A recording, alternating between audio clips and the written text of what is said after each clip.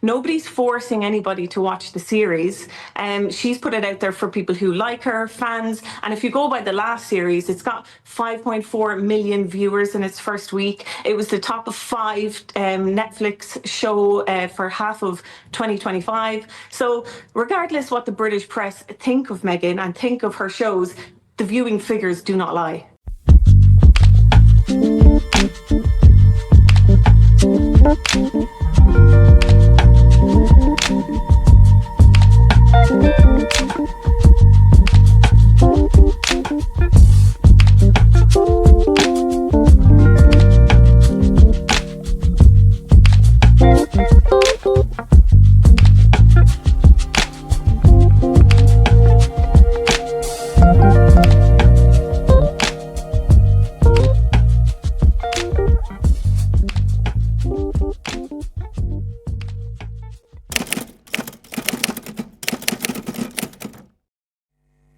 Hey guys, I hope you're all doing well and that you had a great week. To all of my house guests, come in, make yourselves at home, make yourselves comfortable.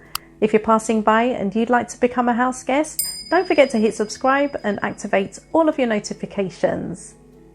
I'm Chez, this is Chez M0i. Welcome to my place.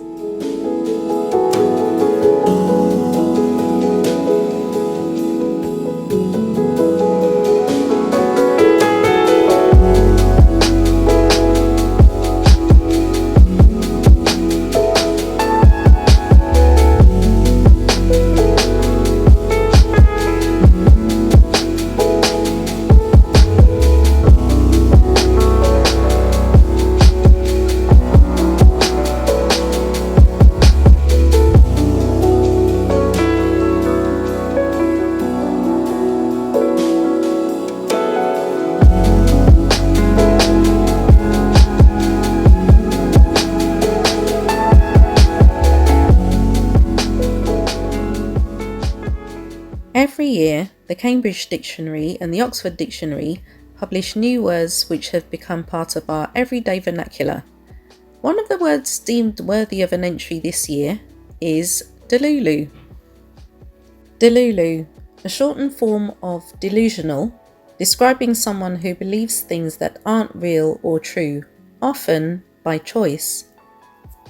I want you to remember that definition as I share my thoughts about the second season of With Love Meghan. Now, my intention was to watch all episodes spaced out over the course of the week. In reality, I ended up binging the whole series from Monday night until about 4 a.m. Tuesday morning. Why? Because just as one might describe a great book as a page turner, this series was an episode turner for me. It was truly an education. Amongst other things, I learnt how patient you have to be to make sourdough bread. I learnt that you could eat the insides of a freshly caught sea urchin, which I had no clue about before. And I also learnt that taking time to create a personalised gift for someone, whether you've known them for just a few weeks or a number of years, only goes on to strengthen that relationship regardless of geography. I'm going to wrap it up for him. My friend Vicky, one of the things that she's done a lot when she gives gifts is a Japanese style of wrapping where you use fabric. It's called furoshiki. And essentially, it's a great way to upcycle, use, and reuse fabric for wrapping a gift. I think it's really fun if you can go to a vintage shop as well and just get old vintage scarves for like $1 a piece. So repurpose it, use it as that. So that's furoshiki. Easy. Can I open this? Yes.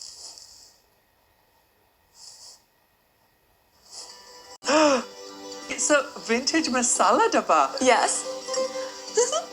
That is so... When they said you were coming and you love spice, I was like, that's so funny. I have this thing that I had bought. I always want to be able to share it with someone who would appreciate it. Do you know, this is the kind of thing that your parents passed down to you. I've never had a masala dabba. Thank you so much. You're welcome. That actually has given me goosebumps. That is so beautiful. I will pass this down to my children. That's how beautiful that is. Thank you so much. No, thank you so much. That actually is the nicest gift you could ever have gotten me. Thank I'm so glad. Much. That is so lovely. Oh, thank okay. you. Fantastic. I'm going to call my mum and say I've got a masala dabba. Is he blown away? Oh, I love it. Meghan, as if you needed telling, is the person who will give just as much consideration to the waiter as well as the owner of the restaurant, a skill that she possessed decades before she even received a royal title. Now, it would seem that other Sussex supporters shared similar sentiments. Season 2 of With Love Meghan is a triumph. I tried to watch it one episode at a time. Yeah, that didn't happen. It was supposed to be one episode per day for 8 days. Yeah, I finished it in 2 days. The new format is flawless. Meghan shares her recipes, she cooks with world-class chefs, she welcomes friends, and she even gets everyone to dive into crafts. It's fun, it's educational, it's thoughtful. This isn't background TV. This is culture and lifestyle elevated. And let's talk about the people she brings in. These aren't random cameos or filler guests. The chefs are her friends, world-class talent at the top of their game. And the guests? They're cultural forces. People shaping the way they eat, the way they live, the way we think. Not service-level influencers chasing likes. Actual tastemakers whose work moves culture forward. You can tell Meghan's palate is refined, and that her refinement runs through all parts of her life. The way she eats, the way she dresses, the way she behaves, the way she looks. It's all aligned. Effortless chic. Effortless quiet luxury. If that feels foreign to you, that's because you've never lived it. Her respect for her crew is just as striking. She gives credit, she listens, she makes space. And the number of women on her team, that's Meghan making sure women aren't just present, but essential to the storytelling. Then there's her energy. Her enthusiasm for learning radiates off the screen. It's infectious. It's real. And it's impossible not to be pulled in by it. Season 2 is Meghan at her best. Elevated, polished, generous, intentional. The only people calling it boring are the ones who wouldn't recognize sophistication if it smacked them across the face. Delulu is the word which is 100% applicable to the British media, who still can't wrap their heads around the fact that Meghan's content is simply not for them, and that she is far from interested in seeking their approval. Regardless what the British press think of Meghan and think of her shows, the viewing figures do not lie. TV presenter and entertainment reporter Ellen Cochran and royal biographer and commentator Angela Levin. What struck me about what I've read about it, she's only got fame because she's married to Prince Harry. I would disagree that she's only got fame because she's married to Prince Harry. On. I'd never heard of her till she started dating Prince Harry. I'd never heard of Suits either. But that's you. I was a massive Suits fan, and so were millions of other people around the world. Yes, they were. Yeah, believe it or not, we still watch Suits on repeat now. It's a very good show, actually. Maybe you should tune in. It's very good. But she definitely didn't become famous because of Prince Harry. She was famous in her own right. She was also UN ambassador for women's rights around the world. So she was a philanthropist before she met him. She was actually the perfect princess, and actually the royal family fumbled a small bit there by not keeping her in the royal fold, because she would have done incredible things with them. But I'm sure she has a lot more freedom now on the outside, like making her own TV shows. Ellen, can I just say that is a little bit fake, isn't it? It's not real. It's not even her own kitchen. Yeah. So it follows on from all the things she has done in the past, where maybe what we're seeing and what she's saying isn't necessarily reality. Well, this is actually standard for cooking shows. Nobody cooks in their own kitchen. It's a set. So if she was to cook in her own kitchen, she'd have a 6-year-old and a 4-year-old running around her feet. It would be chaos. Harry'd be coming in to make his breakfast in the morning. So I don't think anybody expected her to actually be cooking and making a Netflix series in her own kitchen. But it's quite near their house. So yeah, that is just complete industry standard to do it that way. It's not fake at all. I can understand why the British press see it as inauthentic, because it is very Americanized television. So it's not something that we're used to seeing. It's curated, but it's made to be like that. The production is like that. If you've watched any sort of Martha Stewart cooking shows, they are very curated. That's just the way they are. But nobody's forcing anybody to watch the series. She's put it out there for people who like her, fans. And if you go by the last series, it's got 5.4 million viewers in its first week. It was the top of 5 Netflix show for half of 2025. So regardless what the British press think of Meghan and think of her shows, the viewing figures do not lie. Okay, fair point. Well made. Helen Coughlin and Angela Levin, thank you very much. So a couple of observations with regard to that clip. First of all, Angela Levin, this woman is so awful, and she has to scrape a living by appearing on these shows just to express her disgusting opinions. This woman is not objective. She's only bitter because she has no access to Harry anymore. I've spoken about this in a previous video. She blames Meghan for that. This bitter old woman. And I just wonder what her husband thinks. We know what her mum thought about her, and I guess that's carried on into her adulthood. The bitterness and the resentment that she carries in her life. She's just so awful. Secondly, do you notice that the default position of these so-called journalists is that Meghan is fake? Ellen Coughlin has told them on GB News, this is not the first time she's appeared, that Meghan not using her own kitchen is industry standard. You will never hear them call out Pamela Anderson. You will never hear them call out Martha Stewart. You will never hear them call out Gwyneth Paltrow about using different kitchens, not their own kitchen. When it comes to Meghan, it's attack, attack, attack, attack. This whole narrative of Meghan being fake. Tell me, without telling me, that Kate tried to do the same thing with her so-called nature videos. She tried to give it a curated quality, which didn't quite work because she and her comms team are not professional. They don't know how to pull that type of thing off. This is the type of mediocrity that I'll go to expand upon later on in the video. The British media will call something that's done with excellence fake, and something that's done in mediocrity excellent. Make it make sense, please. With regard to Andrew Pearce, another vile creature whose own mother didn't want to know him. I've spoken about that before, and I just think these carry on into adulthood. It really affects them psychologically, so they've got to project their negativity onto someone who they consider is an easy target. The fact that he didn't know about Meghan before she became involved with Harry means absolutely nothing. Do you know that there are millions of people who still don't know who Beyonce is? But because in the West we live in this microcosm, we live in this bubble, and we think we're the center of the universe. I say we as a generalization. I don't think like that. I don't have that mindset.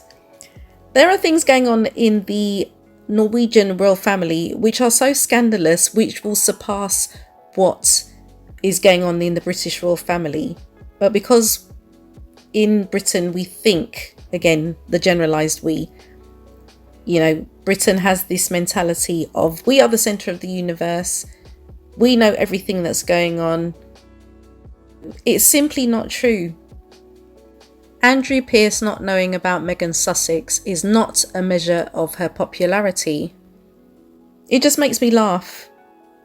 The level of arrogance that these people display on a continual basis, it's nauseating, and it's tired. It's very, very tired, but this is their default position. Even Vogue magazine seems to share our bewilderment when it comes to the negative reaction to Meghan's show. On the 27th of August, they tweeted, "With love, Meghan offers easy watching, not hate watching. It's pumice enough to have no snags, no irks. I don't know why people are still so riled." And I just want to read a couple of paragraphs from the associated article. Perhaps it's just the normalcy that rubs people up the wrong way.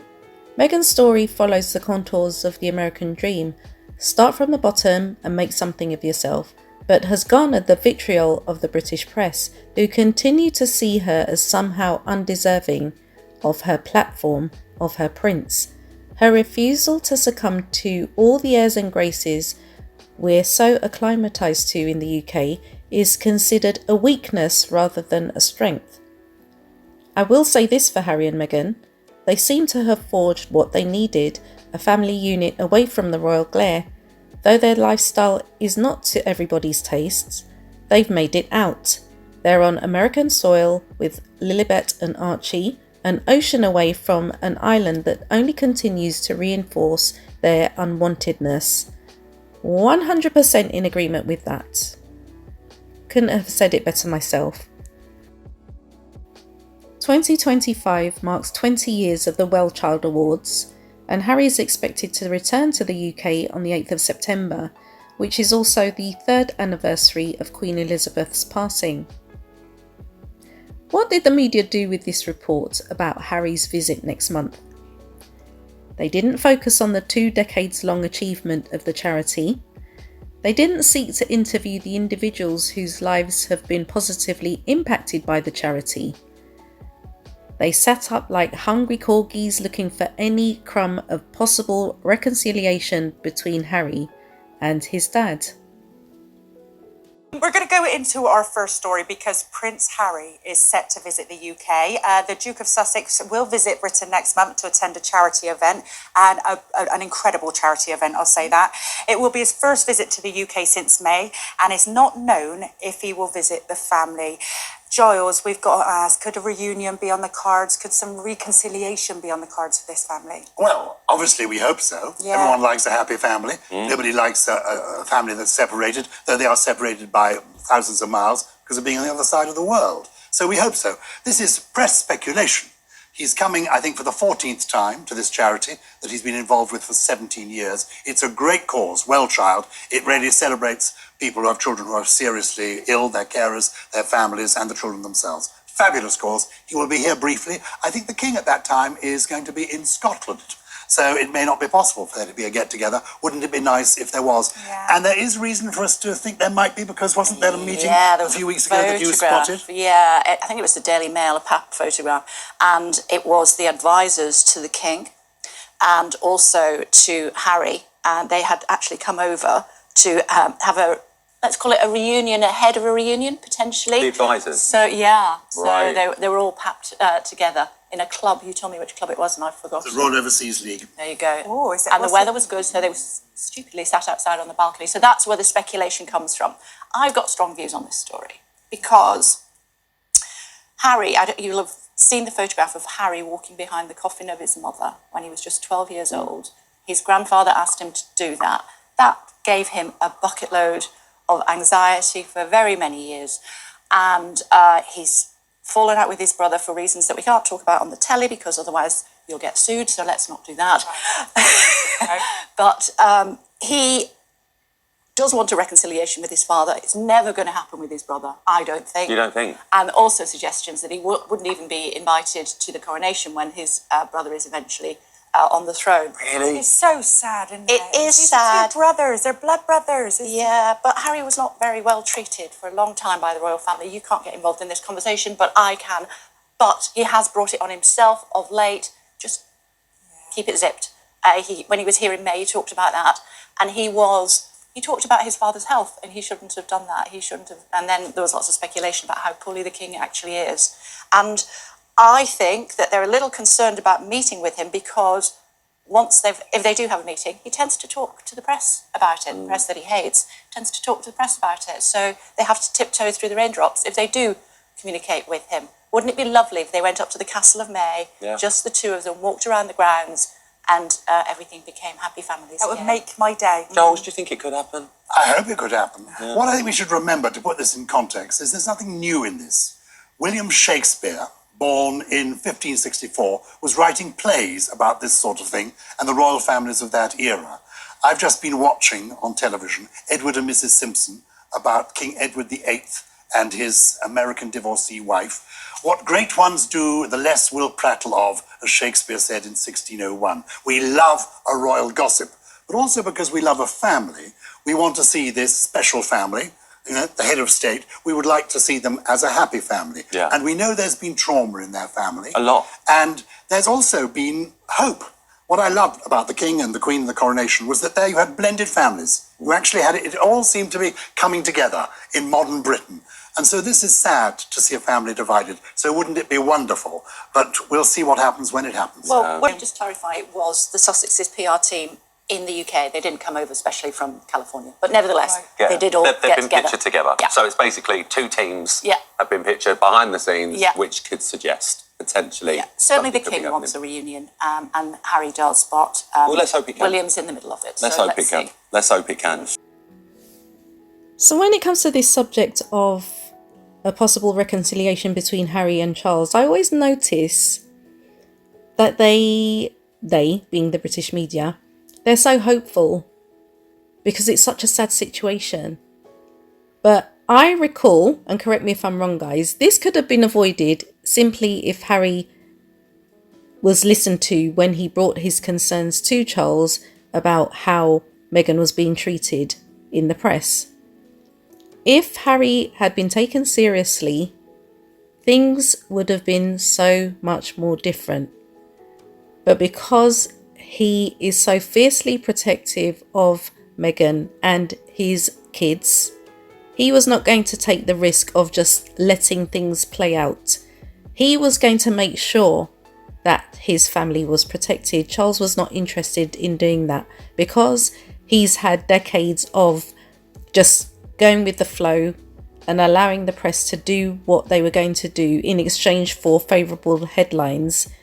He expected Harry to do the same. When it came to Meghan, it was going to be a different situation because she is not the typical English Rose. And that's what it boils down to. Kate will remain demure and lobotomized because she has to keep up the pretense of this fragile English Rose. Meghan is not that. She will never be that. She never professed to be that. And because Harry and Meghan work so well together, the media want to destroy them. So all of this talk of reconciliation between Charles and Harry, it's only going to, as far as I'm concerned, again, correct me if I'm wrong, that's only going to come about when Harry's security issue has been fully addressed and fully resolved. Harry doesn't even have entitlement to the level of security that ex-prime ministers have.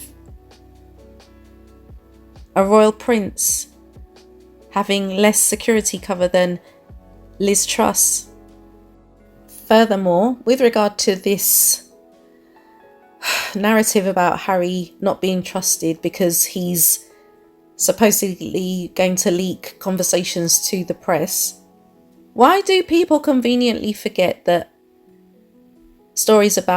fake stories about Harry and Meghan were being leaked from William's camp and Charles's camp? Why do certain sectors of the media seem to have amnesia when it comes to that? Again, make it make sense, please. Now, as someone who loves the construction of words and their origins, I like to refer to the way Harry and Meghan operate as Sussexcellence. Nothing they do is executed in mediocrity. Nothing they do is approached with half-hearted intention. This doesn't mean that Harry and Meghan are perfect. They have never even hinted that they were perfect. But they will never hide that everything they do is rooted in integrity. Whether it's the politicians who show evidence of their corrupt ways, or the royal family who try to hide its imperfections with ancient rituals and so-called duty, or the British media who don't know the meaning of journalistic integrity, the British establishment will never understand the concept of Sussexcellence, because the British establishment is highly practiced in and therefore too willing to accept mediocrity. Acceptable mediocrity is what trickles down through UK society, which is why oftentimes, regardless of the field of endeavour, Britain's best is rarely ever that good. Acceptable mediocrity is why your colleague will work half as much as you, but will still be rewarded the same as you. acceptable mediocrity is what the future king and queen will continue to display because they know they can get away with it. Conversely, Sussexcellence is why you will always be told by the Delulu detractors that Harry and Meghan are abject failures.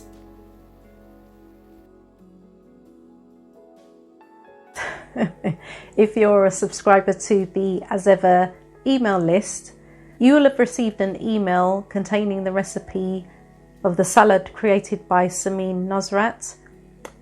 It's quite a long email actually, and this is what I'm talking about. Meghan doesn't have to do all of this, but she wants you to recreate the experience in your own home. I'm not a salad lover, but that salad looked great. So she's emailed the recipe with the equipment you'll need, with the ingredients and the method. If you are going to try that recipe, please let me know in the comments how that tasted and what your experience was like. Going back to what was spoken about earlier on in the video,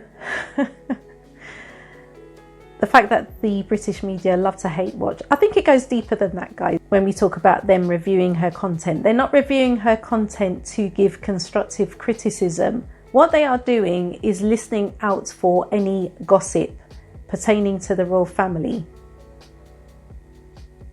They will say it's boring. This is what I've heard during this week. Oh, it's so boring. We've not heard any royal revelations. If she had given any royal revelations, you would have had your knee on her neck. All she did in this show, in this series, in this season, when she had a conversation with Tan France about her 3 weeks away from Archie and Lily when they were 3 and 1 respectively, and that was when she was in London. She didn't mention the Queen, she didn't mention anything, but the media jumped on that as if to say, how dare you mention the Queen? Even if she did mention the Queen, even if that's what she alluded to, and what are you going to do about it, British media? Is an opinion not allowed to be expressed anymore? Why are you criminalising Meghan for having a conversation? It was within the context of that conversation. I also want to mention the Bloomberg interview that was conducted by Emily Chang. I can't comment too much on that because I haven't watched it in its entirety, so I don't feel qualified to talk about that. The only thing I want to talk about is what the media jumped on the bandwagon about when Meghan had said that she had to wear nude pantyhose or nude tights, as we call them here, as part of her attire when she was a working member of the royal family. That phrase still gets me. Meghan is not used to tights. It's her experience. That's how she felt. Even she said it was a silly example, but that is what she felt. However, she's been criminalised for it. How dare you, Meghan? You should be grateful that you married into that family. She's not with him because he's in the royal family. She came with her own resources. I don't know why people think being part of the royal family is some amazing achievement. Look at all the... Look at what they deal with. Look at all the scandal. Look at all the destruction. Look at all the mental health crises that they go through. Look at what they did to Harry's mum. Who wants to be part of that willingly? Meghan was prepared to give up everything she had in California to be with this man, even if it meant her having to wear nude pantyhose. But now she's no longer under the thumb of the firm. She can wear what she likes. She can go where she likes. She can have the friends that she likes. She can pick up the phone to speak to them whenever she wants. She wasn't allowed to do that when she was under the confines of the firm. And the media hate her for that. How dare you? How dare you be free? And it just reminds me of the conversation that they had on This Morning when Josie Gibson said, oh, it would be so good if Harry and Charles reconcile, that would make me so happy. Why is it about the British media's happiness? Why do Harry and Meghan have to make them happy? It's very puzzling, and this is something that I really want to study, the psychology of the British media, because I just find it absolutely fascinating. Don't ask me why, guys, but I started watching these police body cam videos on YouTube. I think I watched one, and you know they feed you a diet of the same video, but this particular one got me. I want you to watch this and I'll come back. Passenger, can you please acknowledge me? Can you please say yes, you hear me? Passenger, can you please acknowledge me? Passenger, can you please say you hear me? Passenger, do you hear me? Passenger, do you hear me? Why are you arresting me? What did I do? I'm gonna scream because you're not answering me! Passenger! What did I do? Don't tell me it's because I'm yelling now, because I wasn't yelling before! So to give you context, the man that was screaming like a banshee in the back of the police car, they had arrested him at the airport. This is in America. I don't know which airport it was. And he was due to board a flight. He said he was a doctor and he had to, you know, it was imperative for him to be at his destination by 6 o'clock the next day. He was traveling with his wife and I think one of his kids. The wife had alerted the police because he was intoxicated. I think by the time they got to the gate, he'd already had 3 drinks, but he was so belligerent. When the police came, he was belligerent to them. It was so embarrassing. I felt secondhand embarrassment for him.